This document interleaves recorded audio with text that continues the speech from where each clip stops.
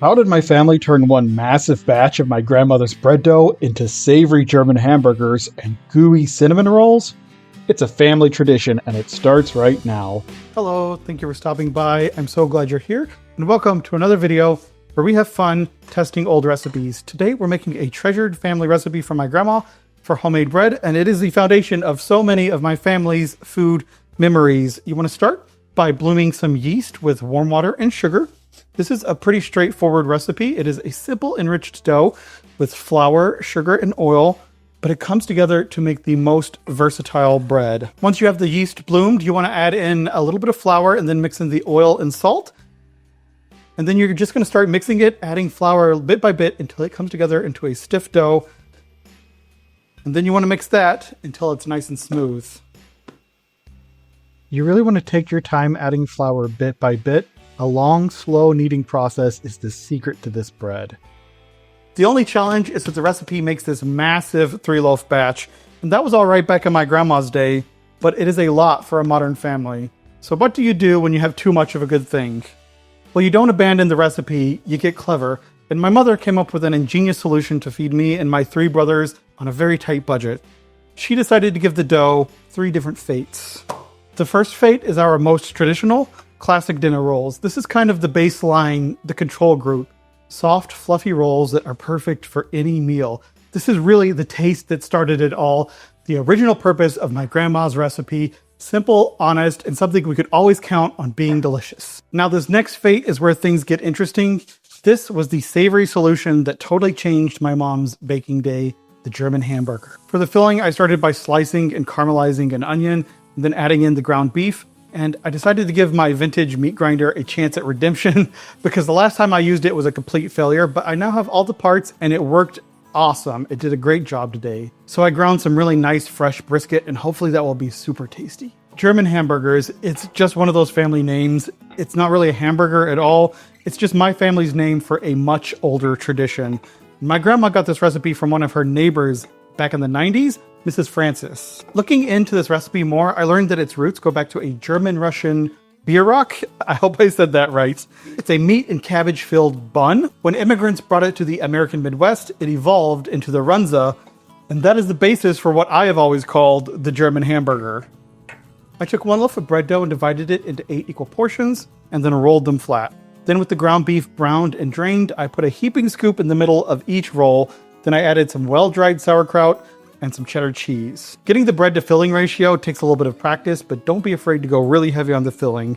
And then just close them up into little packages, pulling in all the sides. And I like to take the enclosure and flip it to the bottom before I bake. This process definitely gets a little bit messy. This dish was really a game changer for my family. Suddenly that big batch of dough wasn't a problem anymore, it was an opportunity.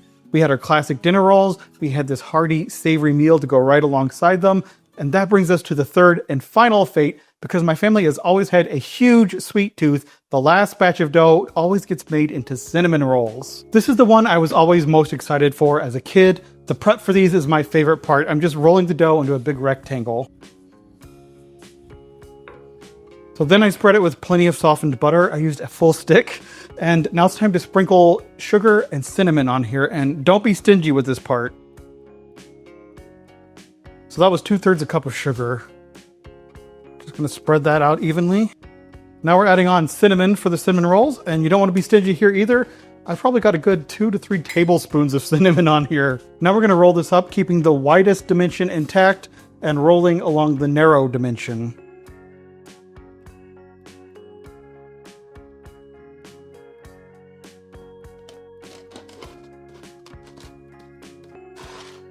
I'm using a serrated knife to cut through the roll so that I can saw gently and keep that nice roll shape protected so I don't go straight down and smash it with a slicing motion. Once I had the cinnamon rolls cut and put into the pan, I put everything straight into the oven for 30 minutes at 375 degrees. They had all been sitting out long enough at that point to count as a second proof, so they didn't need to proof up any longer. I did have to put 2 on the top and 1 on the bottom, but I just made sure I rotated everything around every 10 minutes to keep them baking evenly. And at the 10-minute mark, the 10-minute left mark, I took some butter and melted it on top of the plain rolls and the German hamburgers. While they were baking, I made a quick frosting of just butter, sugar, and vanilla, whipped that up. And once everything was out and the cinnamon rolls had cooled down just a little bit, not entirely, I took a big dollop of that frosting and put one on top of each cinnamon roll to let it melt down some. I really love this bread recipe because it is the perfect blank canvas for everything from a plain dinner roll to a hearty, savory meal, and finally to a perfect sweet treat. Plain, savory, sweet. That is the solution. That was the genius of my mother's baking day when she had to feed 4 teenage boys on a very tight budget. And if I'm being honest, this is still the part that I look forward to the most.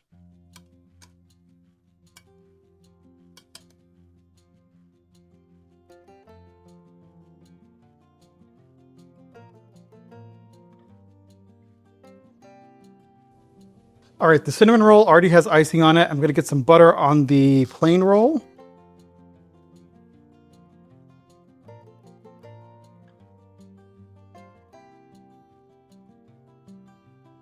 And I need a little dish of mustard for the German hamburger.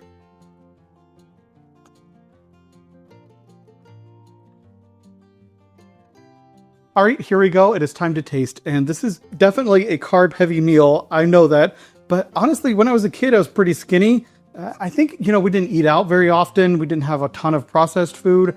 And sometimes we didn't have money for much food at all. So something like this was more occasional and it was more of an indulgence and it felt really special. But it's just some really cheap, basic ingredients. Nothing's terribly expensive here. It was my mom making do with what she had and trying to make as much variety and as much joy from it as she could get. So let's start with the plain dinner roll. I mean, you can't go wrong with the classic roll. It's nice and crispy on the outside. Nice crust to it. Soft and fluffy on the inside. It doesn't have any egg. It doesn't have any milk. This was a very simple bread recipe. Cheap to make, but it's really just some of my absolute favorite bread of all time. I don't know what it is about the kneading process or what. Following this recipe, it's slightly different. And I bet if you didn't grow up with it, you wouldn't be so discerning of the specific flavor and texture. But it's nice and hearty and still tender and soft, but it has a good chew to it. It's just really good bread. All right, now it's time to dig into the German hamburger, also known as a Runza, also known as a Bierock. It's got a nice hearty filling to it. I mean, it really does have some hamburger-like qualities to it. Meaty, cheesy with those caramelized onions. The sauerkraut adds a little bit of a punch. And it's really good with some nice hearty mustard. These German hamburgers are so hearty and delicious. I really genuinely love them. Something very satisfying, like they reach back and like tickle the lizard part of my brain with that fresh baked bread and that meatiness and that cheesiness. It's crazy good. And so now let's take a bite of the cinnamon roll, which is my favorite. These being baked together, you want to have them pretty close together in the pan. So when the butter kind of melts out of them, but it soaks up into them as well, they keep each other, when they press up against each other in the pan, you get this really soft side. So it's not like a lot of the cinnamon rolls where they're individual and it's all crispy on the outside. These are very, very soft and the butter is soaked into them. On the bottom, you've got caramelized butter and sugar and cinnamon just sort of coating the bottom of it. And then that layer of just simple, very simple icing on top that's just sort of melted onto the top. It just really adds something special. You can see into the layers here, it's such a soft, tender bread. You got butter, caramelized sugar, cinnamon, all soaked up and baked in a really soft, tender bread. You can't go wrong. And it's a very simple, homemade sort of thing. It's not anything fancy. It doesn't taste like something you got from a can. It doesn't taste like something you bought from the store.